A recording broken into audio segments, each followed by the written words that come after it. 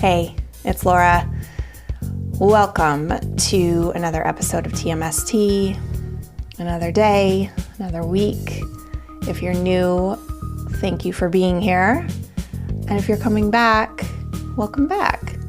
So today I'm doing another AMA Ask Me Anything episode where I answer your questions. And I'm answering two beautiful big questions today. I spend quite a bit of time on both of them. And they are around themes of regret, shame, and vulnerability, and sharing your story.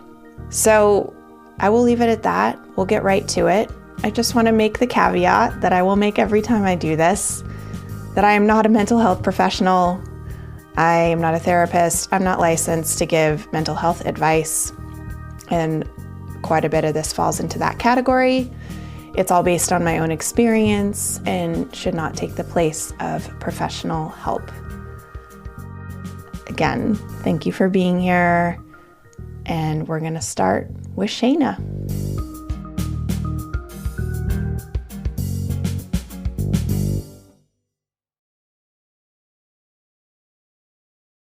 My name is Shayna, and I am from Tampa, Florida.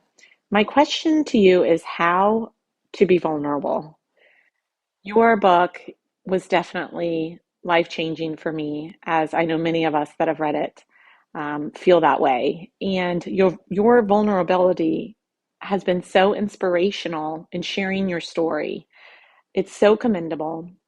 And I found that during my alcohol-free journey, I'm not able to be vulnerable and share my story, not with people in real life or those that I've made in the sober community through social media. I am a TLC member, and I've been on this journey since November of 2020, and I still am not able to share my story. I've been asked to do so, and I can't. So I'm just wondering, how does one get to a place where they're just ready to make that jump? You've helped so many of us, and I would like to share my story if even if it could just touch one person. But being vulnerable is so difficult. So that is my question. How does one become vulnerable during this alcohol-free journey of ours? Thank you. Hi, Shayna. Thank you so much for writing in or voicing in your question. It's a question I have been asked a lot in the past 5 years, and I'm really glad you asked because it gave me a chance to really think through a response, because my initial response is always to be a little confused by the question because I never really saw myself as someone who was being brave or vulnerable or having any particularly strong courage, big courage rather. And so I had to really think about that. And hopefully in the thinking and in what I'm going to say, there will be something for you. So in some sense, this could be a 10-second answer because the answer is actually simple, but I won't make it a 10-second answer. The short and long answer is shame. Shame is why you don't share.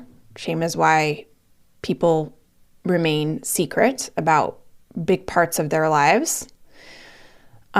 Because we're ashamed. You probably, I can say with near certainty, because I've been there, you've got a very narrow and mistaken view of what your story actually is. So I'm going to guess you're probably caught up in the details of what happened when you were drinking, right? What you did do, what you didn't do, how it impacted other people, how it impacted yourself. And you think these parts, these shameful parts, the ones that you feel bad about, that make you feel weak and immoral and whatever else you tell yourself, that these are actually, these parts are the most important parts of your story. And we tend to also think that these things are unique to us, even though we can hear otherwise. You've read my book. You've probably read lots of other books. You've probably heard a ton of stories if you go to meetings, but you still believe that you're the actual worst, that there's something special and uniquely terrible about you that means you deserve to feel extraordinary shame. But here's the truth. I have yet to hear a unique story of addiction. Not one. Not the high bottom stories or the low bottom or the rich or the poor or, had nothing to lose or had everything to lose and lost it, whatever. It's all the same. It's all the fucking same. That stuff isn't actually interesting. What's interesting is how we climb out, how you climbed out. The incredible courage and strength and humility and resilience and compassion and love and discipline, dedication and surrender and mercy, all these things, what it takes to climb out. That's the great story. It's what every great story of the human spirit is about. So I'm going to offer you a storyline to consider. It's something like how one woman found the courage to overcome and let go of something she used to cope, which is what you were doing. Something that is cunning and powerful and insidious and everywhere in our culture, and how difficult and extraordinary it is to do that. So that's the narrative that I want you to consider. And it's not as though you snap your fingers and one day it's there and then you decide to speak. No, you speak your way into it. And that's why sharing is so critical. That's why I will always say to people who are stuck in sobriety or stuck anywhere, it's sobriety addiction is the space I know so intimately, is to open your mouth. That eventually we have to open our mouth. We have to be able to say to another person the truth of what happened and to allow our experience to be shared with them. So that's the first part. Okay, so for me, for my experience, because you had me reflect on this and that was useful, like I said. For me, it was something like this. I had already been to hell. I had already been there. I had already experienced it in my addiction, in the grief of facing sobriety and not being able to stop doing a thing that was killing me and ruining my life, and of wanting to continue to keep doing that thing despite everything that cost me and the mind fuck of that, and of not simply just being able to choose, right?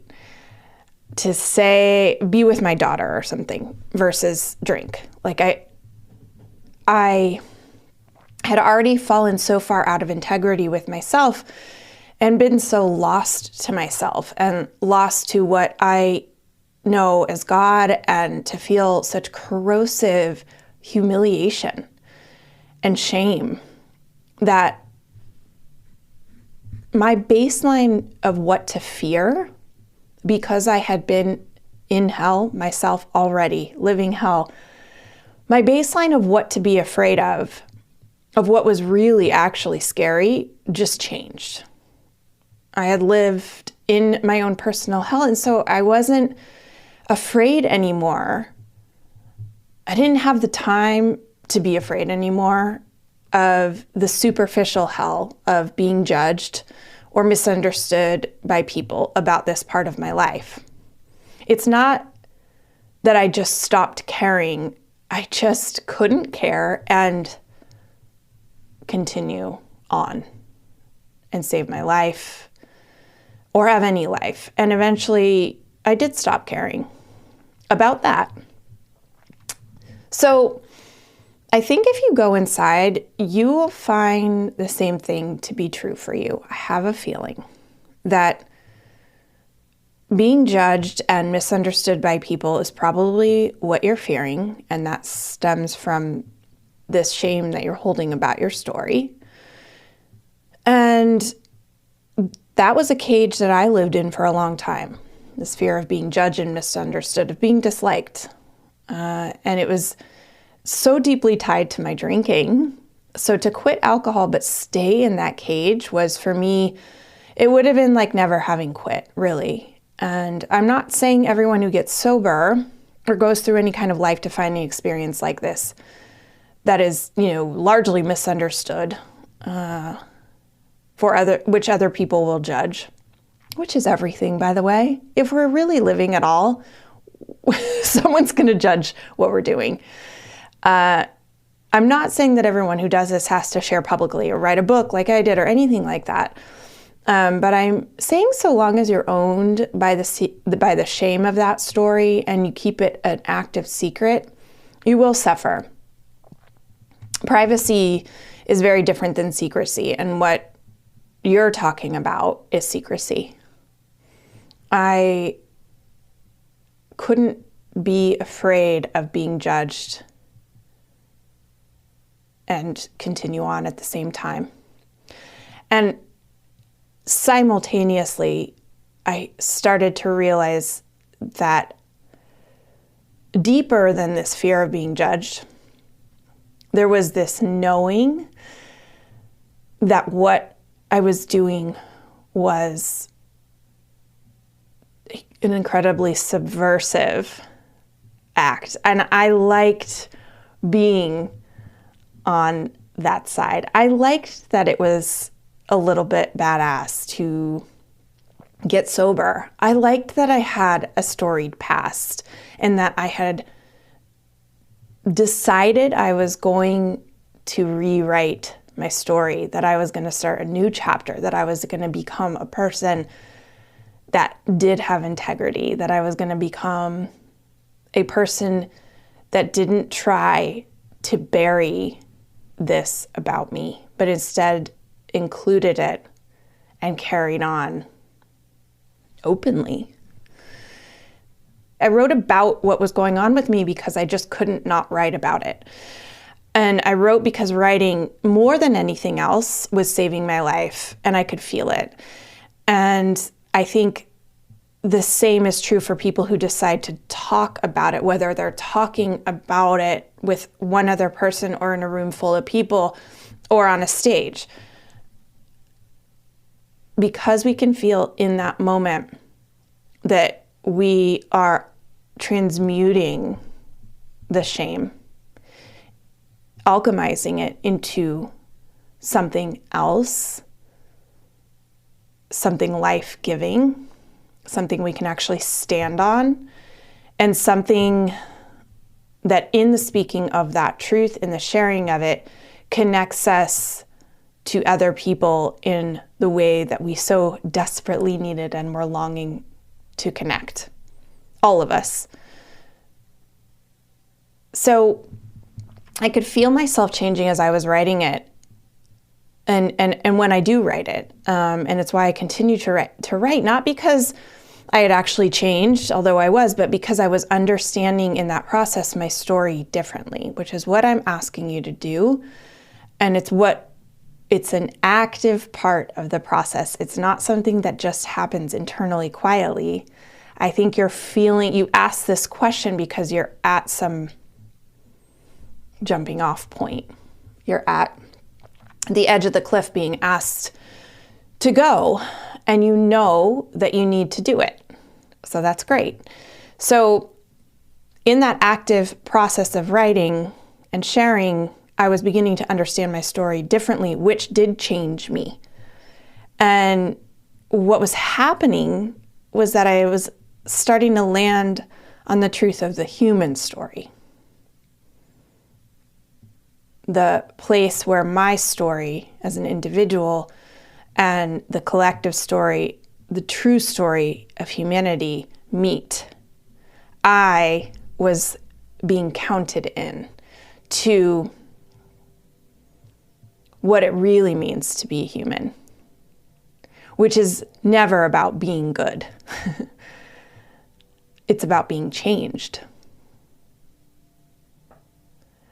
So I could feel it saving my life each time I hit on like a deeper nerve of truth than the narrative I had going, that you probably have going, and that many people who are listening probably have going, which is, for me, I'm a terrible mother, substitute partner, or daughter, or sibling, or whatever. Or I'm a cheater, and I'm a liar, or I'm a morally corrupt person. Or as one woman told me, I'll never forget receiving this email, I am a disgusting, unforgivable woman. So every time I spoke or wrote about my story, I hit on a deeper nerve of truth than those things. And what happens when we do that is we elevate above our own singular suffering, above this ultimately self-obsessed view that our individual lives is where everything begins and ends, that our pain and our suffering and our choices are where life begins and ends in our singular life. And it blows it out into the bigger, larger, more contextual view of human life as ultimately redemptive. All the stories that I've ever been interested in, and I'm guessing you too, most of us, are of people who have come back after getting lost. They're never about the people who did it all right from the beginning. Those stories aren't even interesting, but they're not even real. No one wants to hear that story. The only thing I know about people who have tried to be right and good all their lives, and I do know these people, is that they live in a prison of judgment and isolation. They're usually awful to be around, and they never get seen, and thus never feel love or give it freely. And it's all based on fear, this ultimate fear of being seen as they see themselves, whether that's a conscious fear or not. Ultimately, it's about not wanting to be seen as we see ourselves. And so I believe you do actually have to invite in grace into this. And that's where it begins to become not about your singular experience. What I was just saying about the self-obsession, it has occurred to me more and more over time, and I want to write about this, and I probably will, but how when we're in shame, when we're in deep suffering, and when we shut down in that suffering, or when we're in a loop, like a loop, the next question I'll get into this, but this loop that keeps us stuck in the past, we ultimately become selfish and self-obsessed because we can't connect to others. We just can't. We're so mired in our own story of how big of a piece of shit we are that that's the only story we know. And so I do believe I do believe that's why we have to invite grace in. And that doesn't have to be about prayer in a religious sense, but just inviting a perspective other than your own. This preposterous idea that your life is not where the truth begins and ends. This story that you have in your head could potentially not be the story of what is true. That the actual true story is much bigger and more complex and inclusive of every single thing. And that's why we share. That's why we write, because in that we are including other people. And as my friend Jim Zartman says, there is sanity in community. We often can't find grace alone. It is done in community. It is in the relationship that we have with others, the relationship that we have with spirit, the relationship that we have with nature, and so on. So this is another way I found that, okay, that sort of broader view that I'm talking about. I saw it in others before I saw it in myself. And I was always drawn to, stories of redemption and writers. I love memoir because it's, that it's true as you're reading it. And so writers like Cheryl Strayed, Maya Angelou, Mary Oliver, Liz Gilbert, Joan Didion, Toni Morrison, John O'Donohue. I had to ask myself why I was so drawn to their stories and why I thought I was any different. And I never found an answer. It's just it was a matter of, it's like Pema Chodron says, spirituality is kind of a game until the shit hits the fan. And I had admired these writers and artists previously when I hadn't lived into my own experience of hell or the shit hitting the fan. And then when the shit hit the fan, it had to go beyond my intellect and into my experience. And that's where I had to be asked, could I be included in the stories of redemption? Could I be included in the larger stories of humanity? And the answer was yes, but that I had to participate in that inclusion. I had to participate in that becoming, and the way that we do that oftentimes is by creating something out of it. Writing, story, opening our mouth to share with one other person or maybe many people. So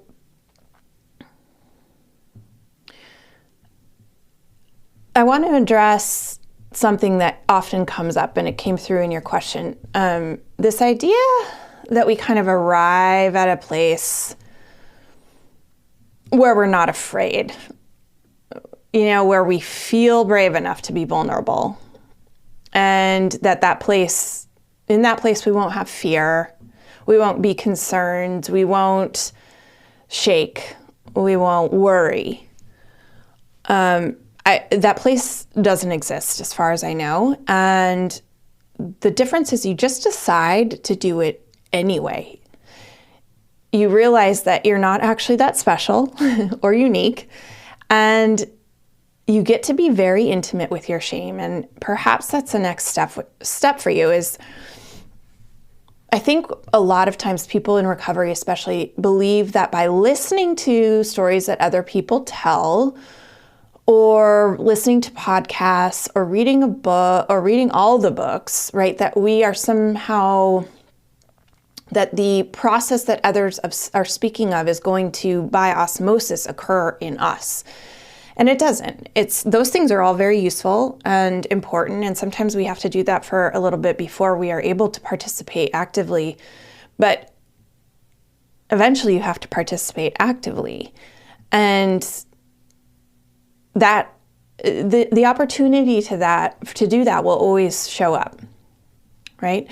So whether it's talking to someone in your home about how you actually feel in the moment, or responding honestly to a question of how you are, or having a different kind of conversation with a coworker, or finally telling the person who is in front of your face, whoever they are, that you're not drinking anymore, and not making up, some other lie excuse that you've said in the past, that you're on a health kick, or you just can't tonight, or you're on medication, or whatever. We get all kinds of opportunities to jump off the bridge, as it were. They don't always have to be at once. I'm going to speak in a meeting and tell my entire story to 500 people or whatever. We get opportunities, and I'm guessing you're going to get another opportunity today. Whatever comes your way will be the opportunity that you need. So we don't ever arrive at this magical point where we're ready, quote unquote, ready. We just do it anyway. And one way to do that, and here's something I would task you with or invite you to do, and anyone else who feels called based on this question and answer, is to write things down. Write your shameful stories and your secrets and your thoughts down, every one of them, leaving nothing out. Do that, and then you call someone or you go sit down with someone and you read them out loud. And if you don't have anyone in your life that you feel like you could do that with, you ask for that person to show up. And you practice like that, and then you do it again, and then you do it again. So you decide that you want to be free more than you want anything else. And you realize freedom requires immense bravery. And I don't have any more than you do. I can tell you that for sure. You decide you want to be someone who is brave because you don't want to get to the end of your life and realize that you weren't and you could have been. That's something I do a lot. Would I be okay getting to the end of my life and saying, I didn't do this? No. And I don't think it's where you are in your sobriety, because you were compelled to write this note, because this is what keeps coming up for you. This is the next step. And so you take that next step. And then the next time something comes up, you will think, no, I can't do this. This is too hard. This is too much. And then we take that step and so on. And that's just how it goes forever. But along the way, you come to realize you're pretty fucking brave, actually. That's how we build the muscle. That's how we build it. So I got this great quote from my friend Sarah. She sent it to me. She texted it to me last night. And it's from Amanda Quarishi, who, I apologize if I'm pronouncing your name wrong. Amanda Quarishi. And she says, if we want the rewards of being loved, we have to submit to the mortifying ordeal of being known. And I think that summarizes this up pretty well. It is a mortifying ordeal, indeed. But it's the only way we get the reward of being loved. You said that no one in your real life or in sober circles knows about this. And that's a really, really extraordinarily lonely place to be. And on the other side of that, I promise you, are all kinds of gorgeous, amazing things. You might be misunderstood by people. You probably will. But what I have learned is what we gain in those moments totally eclipses what we lose. So I just thought of this, but here's an invitation for you, should you choose to accept it. I host a sobriety meeting every Tuesday morning, 8 a.m. Eastern with the Luckiest Club, and you're invited to come share as a speaker. You're qualified, you're ready. I will host you, and so many people would be thrilled to hear your story and to hear how someone who said they can't be vulnerable decides to be. So I'm inviting you to submit yourself to the mortifying ordeal of being known. And you can do it in my meeting, and I would love it. So just email me if that's something you want to do. Thank you, Shayna. All right, before we do our next question, I shared some pretty fun news on Instagram recently, and I want to make sure to share about it here too. So, Tell Me Something True is going to be at South by Southwest this year. Yes, I'm so excited. I used to go every year for work, and I haven't been in many years. I don't think I've been since I've been sober, and I've been invited to moderate a panel, and it's with some incredible people. It's a panel on recovery. It's happening on the main stage. I will be talking to Wes Hurt, who is the founder of Clean Cause Water. Jan Rader is another person on the panel. She's someone Time recognized as one of their 100 most influential people and the star of the Emmy award-winning film Heroine. And oh my God, one of my favorite musicians, Jason Isbell. So I have been a fan of his for a long time. To me, he's just one of the most extraordinary songwriters of our time, and I can't wait. So if you aren't going to be at South by Southwest, no worries, because we are going to be recording it for the show. So we will be recording our panel and airing it either I believe we'll be airing it shortly after. It's very important you know about this because it's an acknowledgement of what we're building together on this show. The world is noticing what's happening.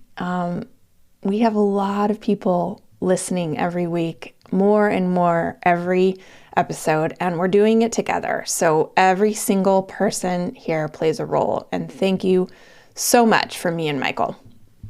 So I want you to know how much you, as a listener, as someone who shares this show with your friends or someone who's a paying member, all of you matter. And we appreciate you, and we can't wait to fly our flag at South by Southwest.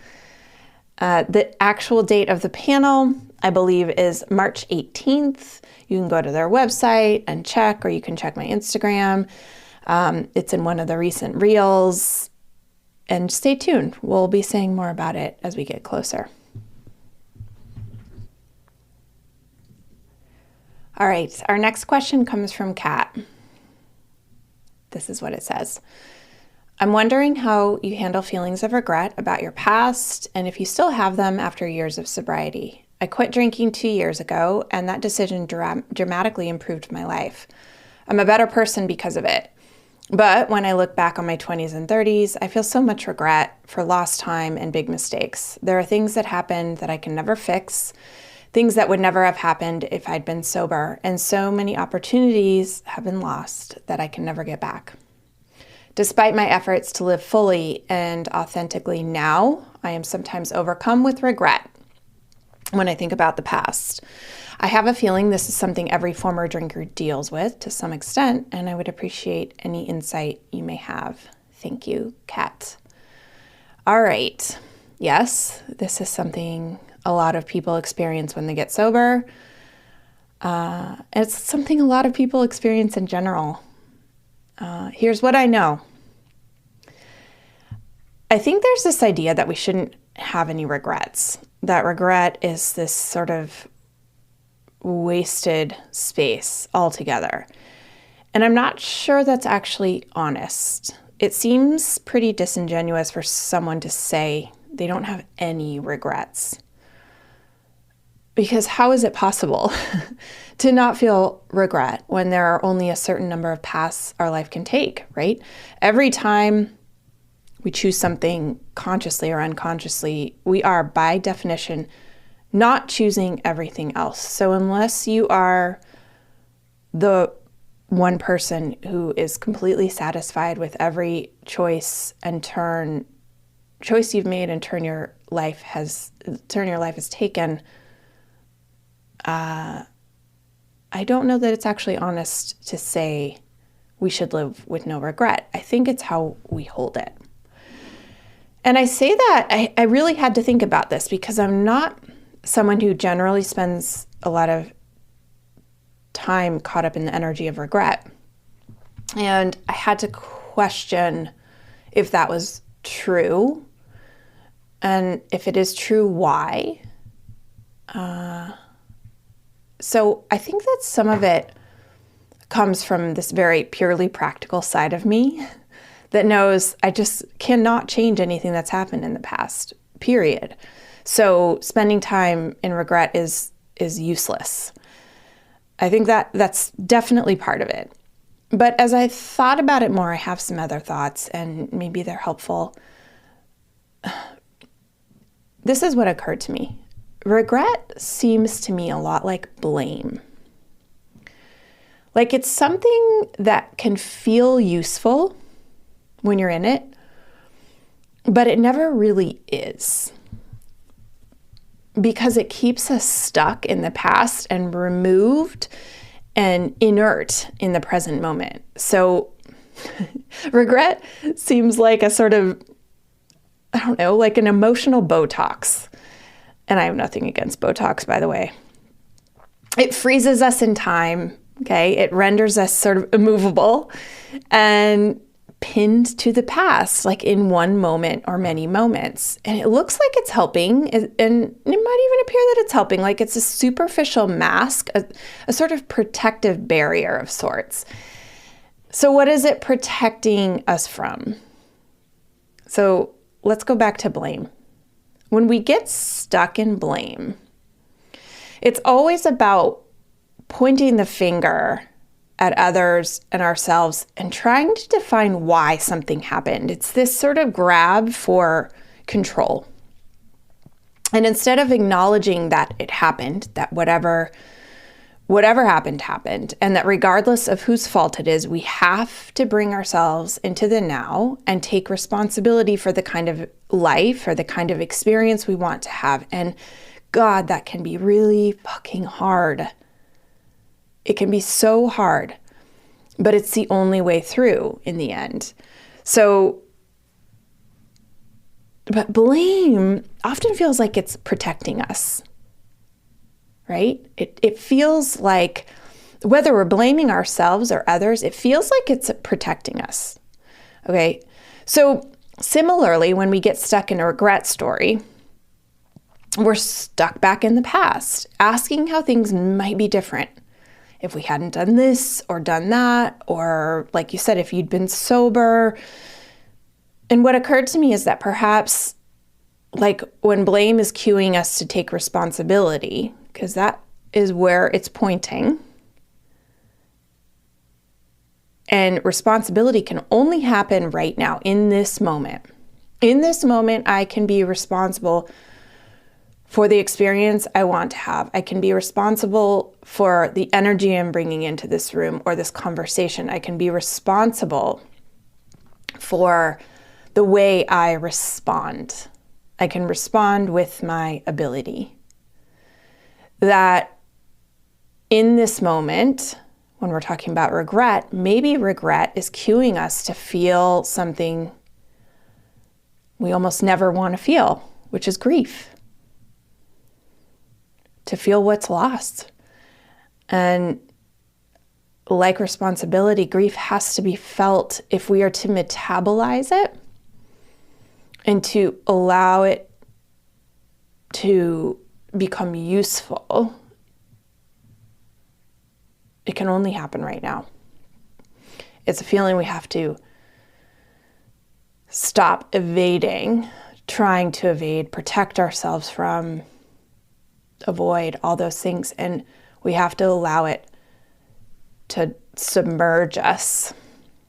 As Carla McLaren says in The River of All Souls. That's what grief does. So, because when we're talking about grief, when we're talking about regret, especially as it pertains to sobriety, but it really could be about anything, grief is present. And grief is this acknowledgement that we've lost something of value.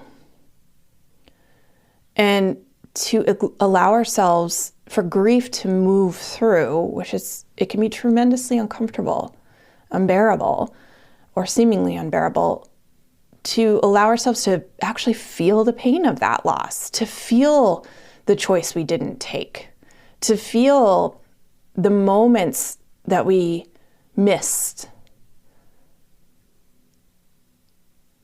to feel the sorrow and the complicated emotions and the ambivalence about it all and the confusion and everything. When I think about my own path, and there are things that I do regret. I don't have shame about them anymore, and maybe that's a big distinction, but I do feel regret, and I think that's normal. I think it's healthy.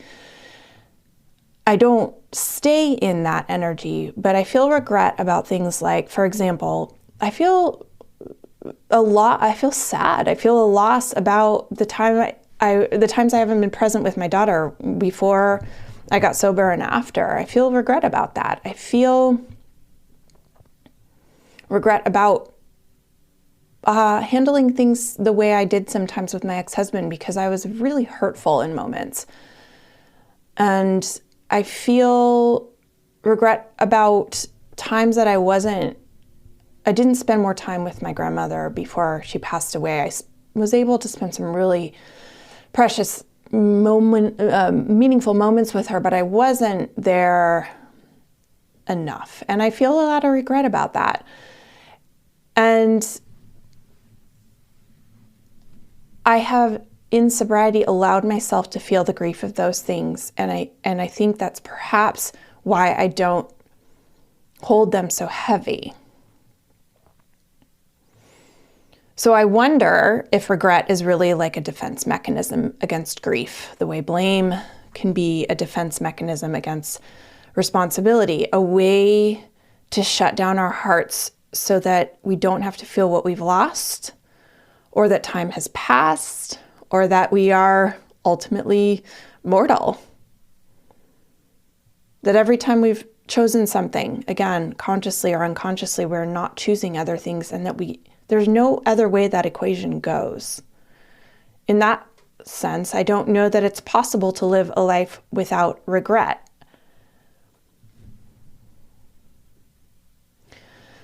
So perhaps there's something in there for you. Perhaps what is being asked of you is to feel the grief of what was not, what will not be, as far as you know. And why would let's explore why we might protect ourselves from grief. Why would we stay engaged in regret when it seems so unhelpful? I'm sure you don't love it. I'm sure it's not your favorite place to be. So why would we do it? I think it's because when you're in that, you don't have to be awake to now and all that means. You don't have to be awake to the direct experience of life that is now, and all that might mean. That you might have some grief going on.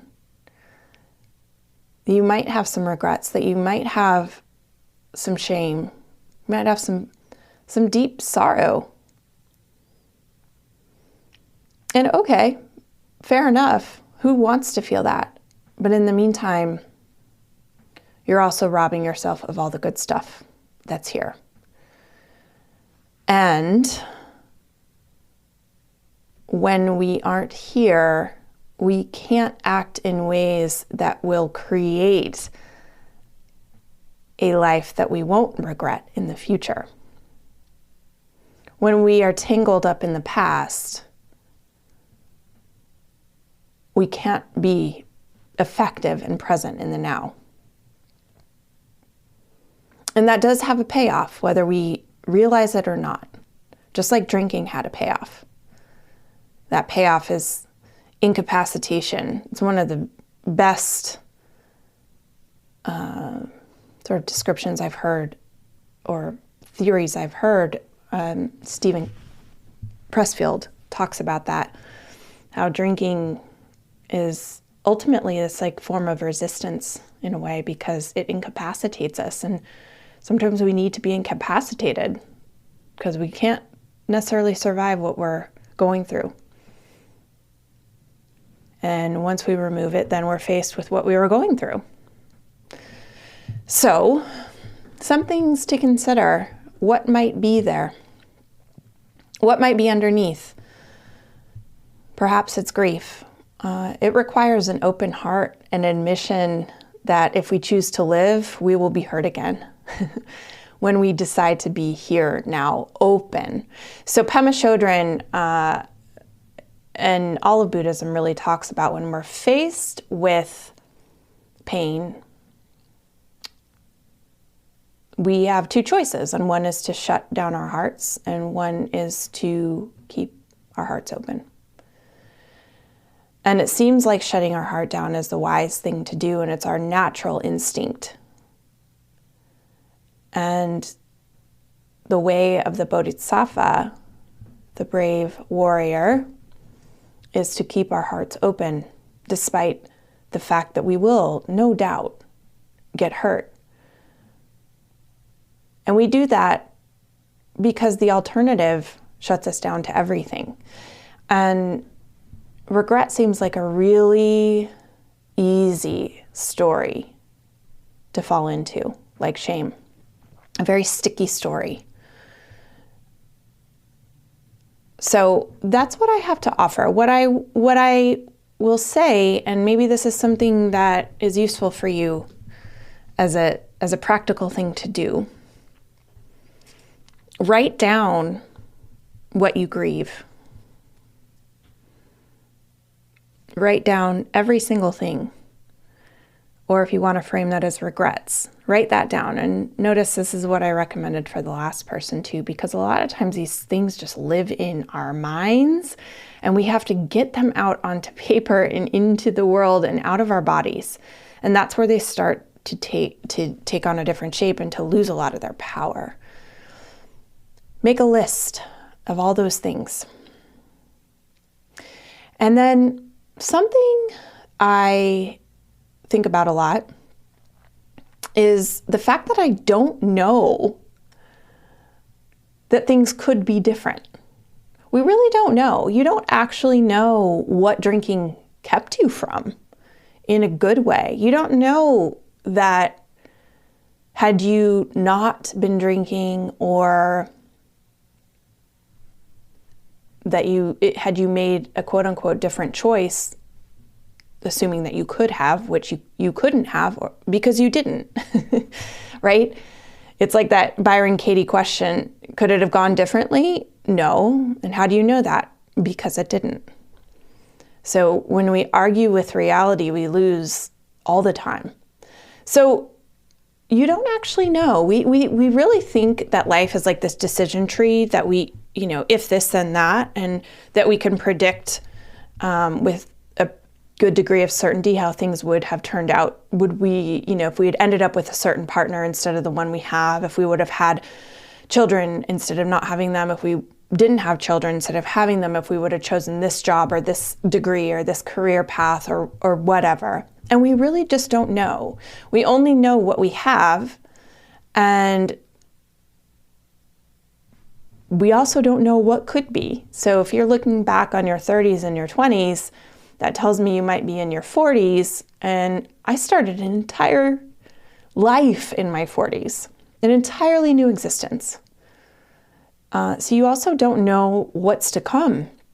But one sure way to pull yourself out of the magic of what could be is to stay locked in this pattern of regret, this story of regret. And it's okay that you're there, but you do have to make a conscious choice to move through it. And I think I have an instinct that the way to move through it is to allow yourself to feel some of the grief of the things that were lost, to name those things and allow them to do what grief asks us to do, which is to let go of things completely and allow for rebirth, renewal. Thank you for asking. I hope that's helpful. All right, thank you so much for those who sent in questions. If you'd like to submit a question for a future episode, you can do that by going to our website, tmstpod.com, and clicking on Submit a Question. We're going to do these episodes every month or 6 weeks or so. I love doing them. I love hearing from you. So go ahead and submit questions if you would like. Before we wrap up, I want to do something I've never done before, and I want to tease who we're having on next time. Our guest will be Jill Louise Busby. She wrote a phenomenal book called Unfollow Me, Essays on Complicity. And her book, which is an evolution of her Instagram alter ego, Jill is Black, is one of the smartest, funniest, most pleasingly complex things I've encountered in a long time. I loved talking to Jill. It was, I wasn't prepared for how funny she is in this really crackling, dry way. I can't wait for you to meet her, and that's why I'm going to give you this little tiny slice of next week's show right now. My intention today is to make fun of us in a loving way. That's what my intention today is, so that it is not taken so seriously that we can't joke about where we are. I feel like people need some humor right now, and I think we want it to be very specific. I think we want it to be a little more relevant to what's happening right now. Let's joke about this social media that we're on all day. Let's talk about what it means when someone launches their new brand, and then you go on to someone else's post where they've launched their new brand. You got to figure out how to support both of them. These are the kinds of videos I want to be making, because I think right now I don't want to contribute to any more stress. I don't want to be the person who's trying to remind you that everything is on fire. It's on fire. But that obviously can't be the point. If we can't stop that, then that's clearly not the point. How do we regroup when everything is on fire? And I think the only way I know is humor. So I'm going to use that. Humor is serious business, though. It's serious business. It really is, in like the best way. I mean, I've always had this obsession with stand-up comedy. I mean, I'm the least actually funny person. I don't write funny. I'm just not funny. But that's funny. Oh, thank you. Yay! Yeah, so there you go.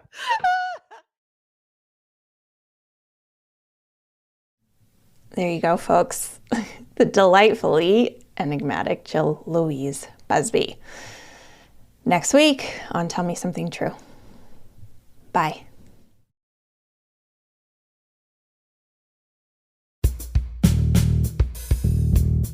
All right. Thank you so much for being with us today.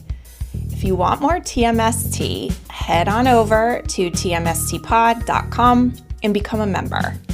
Members get access to the full uncut versions of these conversations, previews of upcoming guests, invites to join me for members-only events, and access to our members-only community where I hang out a lot. We decided from the beginning to make this an independent project. We don't have sponsors and we don't run ads. This means that we can make the show all about you and not what our sponsors or advertisers want. But it also means we're 100% reliant on your support. So my request and my invitation is simple.